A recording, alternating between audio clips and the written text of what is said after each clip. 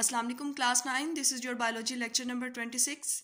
Students, today we will discuss the next phases of meiosis 1. As you know, in the previous lecture we have discussed the prophase 1 of meiosis 1. Today we will discuss the metaphase 1, anaphase 1 and telophase 1. जैसे कि आपको पता है कि हमने देखा था कि इंटरफेज जो होती है मायोसिस की वो फर्दर सब डिवाइड होती है इनटू मायोसिस 1 एंड मायोसिस 2. अभी हम जो है वो मायोसिस 1 देख रहे हैं.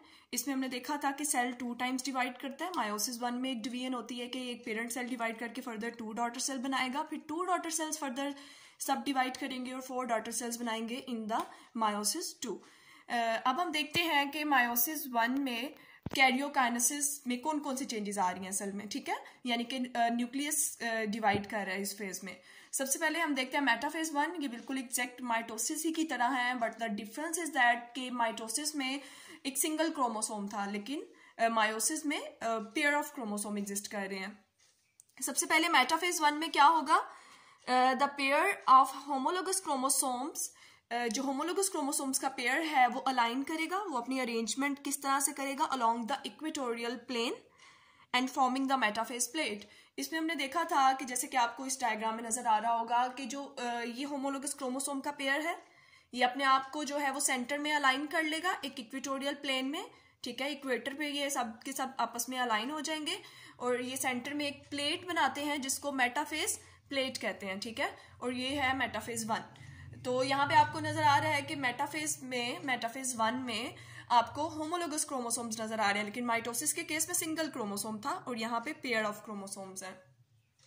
Next phase of meiosis 1 is the anaphase 1. ये क्रिटिकल फेज होती है. अब हम देखते हैं कि एनाफेज 1 में क्या होता है. जैसे माइटोसिस में हुआ था वैसे ही यहाँ पे हो रहा है कि काइनेटोकोर स्पिंडल फाइबर्स जो हैं वो शॉर्टन्स हो जाते हैं, सेंट्रियोल्स उनको पुल कर रहे होते हैं, एक पुलिंग फोर्स लग रही होती है और क्रोमोसोम्स जो हैं वो सेपरेट हो जाते हैं एक दूसरे से. अब हम यहाँ से देखते हैं एनाफेज में क्या हो रहा है.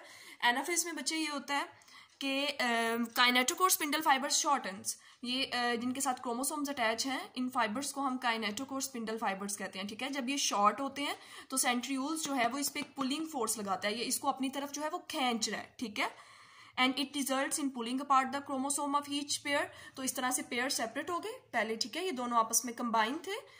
यहाँ पे आपको नजर आ रहा होगा कि इन्होंने क्रॉसिंग ओवर भी की है, ये आपस में एक दूसरे के साथ सेगमेंट्स को एक्सचेंज भी करते हैं.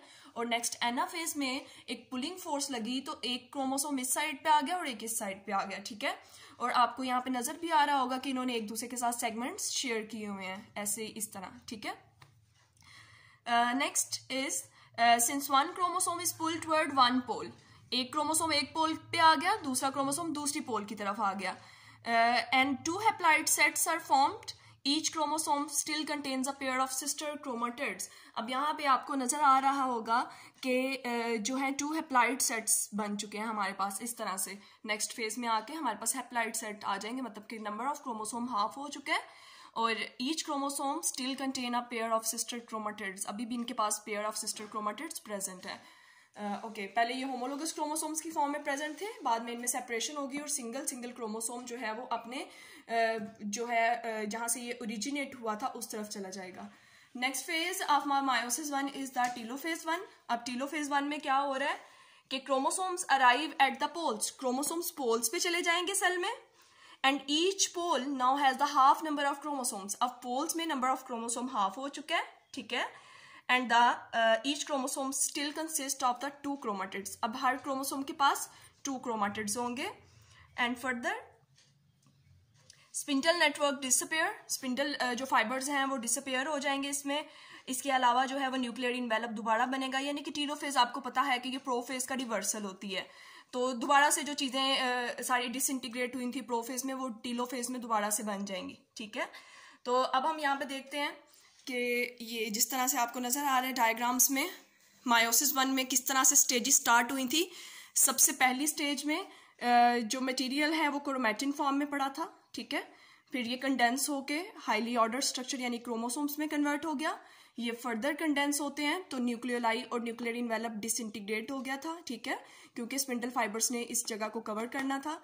नेक्स्ट स्टेज में क्या हुआ कि ये जो पेयर्स हैं, ठीक है, जिनमें क्रॉसिंग ओवर हुई है, वो अपने आप को एक इक्वेटर में अलाइन कर लेते हैं, जो कि मेटाफेज है, ठीक है। सेंट्रियोल से स्पिंडल फाइबर्स निकलते हैं जो कि काइनेटोकोर स्पिंडल फाइबर्स हैं, और वो काइनेटोकोर ऑफ क्रोमोसोम के साथ अटैच हुए हैं। नेक्स्ट स्टेज में एनाफेज में एक पुलिंग फोर्स लगती है, ये जो काइनेटोकोर स्पिंडल फाइबर्स हैं ये शॉर्ट हो जाते हैं, और नॉन काइनेटोकोर जो हैं वो दोबारा से जो है वो अपनी लेंथ को कंप्लीट कर रहे हैं, ठीक है। पहले वो शॉर्टर थे, अब वो जो है वो एक सफिशिएंट लेंथ तक ग्रो करेंगे। उसके बाद ये पोल्स पे चले जाते हैं, पेयर जो था होमोलोगस क्रोमोसोम का वो सेपरेट हो गया, एनाफेज में वो दोनों पोल्स की तरफ गए, टीलोफेज में जाके क्रोमोसोम जो है वो हाफ इस साइड पे मटेरियल आ गया और हाफ इस साइड पे मटेरियल आ गया, and each pole has the half number of chromosomes. अब हाफ इस साइड पे क्रोमोसोम्स हैं और हाफ इस साइड पे क्रोमोसोम्स हैं, ये इस साइड पे आ गए और ये दो इस साइड पे आ गए।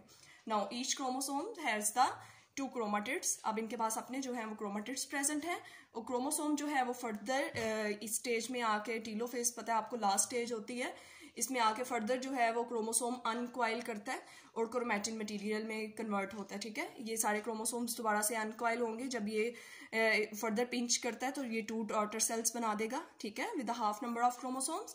जैसे पेरेंट में आपको 4 क्रोमोसोम नजर आ रहे हैं, लेकिन डॉटर सेल्स जो 2 बने हैं हमारे पास, उनके पास हाफ नंबर ऑफ क्रोमोसोम्स हैं। तो ये एक थी हमारी मायोसिस 1।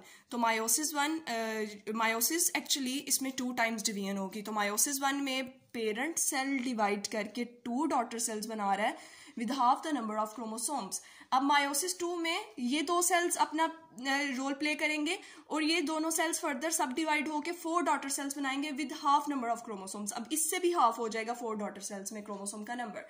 तो ये कैरियोकाइनेसिस कंप्लीट हो गई।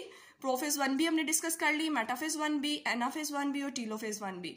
अब karyokinesis is further followed by the cytokinesis. जब न्यूक्लियस डिवाइड हो गया, अब किसकी बारी है? साइटोप्लाज्म की बारी है कि अब वो डिवाइड करे। तो यहां तक तो कैरियोकाइनेसिस हो गई, हमारा न्यूक्लियस डिवाइड हो गया। अब फर्दर साइटोप्लाज्म ने डिवाइड करना, जो कि सेल के अंदर एक लिक्विड मटेरियल है। साइटोकाइनेसिस में क्या होता है बच्चे? Pinching of cell membrane in animal cell. अगर एनिमल सेल की बात करें तो सेल मेम्ब्रेन पिंच होती है सेंटर से, जैसे कि आपको नजर आ रहा है, ये फड़ो बनाती है, पिंच होती है इनवर्ड। लेकिन प्लांट सेल में पिंचिंग नहीं होती, क्योंकि प्लांट सेल में हार्ड सेल वॉल होती है, तो इसमें फॉर्मेशन ऑफ सेल वॉल, जैसे कि ये प्लांट सेल है तो इसमें सेंटर में सेल प्लेट बनती है जो फर्दर सेल वॉल में कन्वर्ट हो जाती है और इस तरह से डॉटर सेल्स बन जाते हैं। ओके, तो साइटोकाइनेसिस इस तरह से होती है, साइटोप्लाज्म डिवाइड करेगा और फर्दर हमारे पास डॉटर सेल्स आ जाएंगे।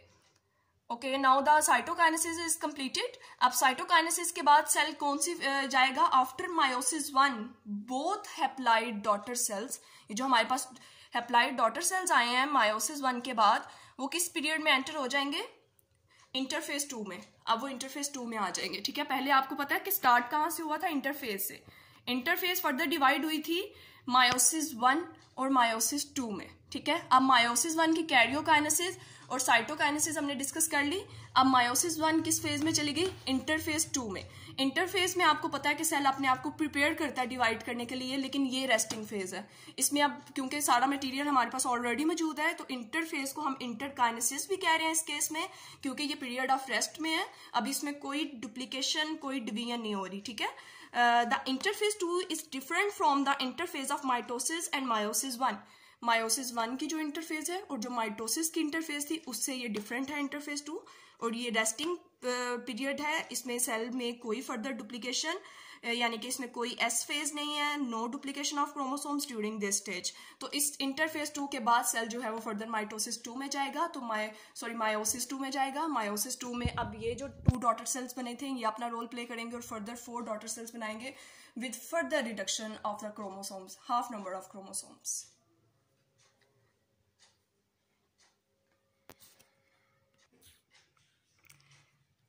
जैसा कि आपको यहाँ पे नजर आ रहा है, ये पेयर ऑफ होमोलोगस क्रोमोसोम्स हैं। इनमें पहले तो ये साइनेप्सिस हुई, एक दूसरे के करीब आए, फिर इन्होंने अपने सेगमेंट्स को एक्सचेंज किया, यानी कि क्रॉसिंग ओवर हुई। इन्होंने अपने सेगमेंट्स को एक दूसरे के साथ शेयर किया, अपने जेनेटिक मटीरियल को शफल कर लिया। अब इसके बाद क्या होगा? नेक्स्ट स्टेज इज द, ये प्रोफेज में सारी चेंजेस आई थी। अब सेंट्रियूल्स जो हैं वो पोल ऑफ सेल में जा रहे हैं। एक सेंट्रियूल जो है वो इस साइड पे आ गया और दूसरा सेल के इस साइड पे आ जाएगा। अब ये जो है इसमें से स्पिंडल फाइबर्स ओरिजिनेट हो रहे हैं और क्रोमोसोम्स की काइनेटोकोर के साथ अटैच हो रहे हैं। ओके, अब फर्दर प्रोसेस में क्या होगा, मेटाफेज 1 में ये अपने आप को सेंटर में अलाइन कर लेंगे। लेकिन डिफरेंस यहाँ पे आपको जो शो करवाया जा रहा है कि मायोसिस में पेयर जो है वो क्रोमोसोम का प्रेजेंट है जिनमें क्रॉसिंग ओवर हुई है, लेकिन माइटोसिस के केस में सिंगल क्रोमोसोम था। नेक्स्ट फर्दर स्टेज में क्या होगा कि ये इस तरह से जो मेटाफेज प्लेट एक सेंटर में बनेगी और क्रोमोसोम सेंटर में अलाइन हो जाएंगे। Next phase is the anaphase 1। अब ये एक दूसरे की तरफ पुलिंग फोर्स लग रही है और क्रोमोसोम्स जो है वो सेपरेट हो गए हैं, वो पेयर की फॉर्म में प्रेजेंट नहीं है। अब इस तरह से जो है वो टीलोफेज होती है, हाफ मटेरियल सेल की इस साइड पे चला गया और हाफ इस साइड पे चला गया। अब साइटोकाइनेसिस के रिजल्ट में साइटोप्लाज्म डिवाइड करेगा और सेल जो है ये क्लीवेज फड़ो बनी और आहिस्ता आहिस्ता जो है ये फर्दर 2 डॉटर सेल्स में डिवाइड हो गई। तो ये मायोसिस 1 हमारी यहाँ पे कंप्लीट हो गई है। ठीक है।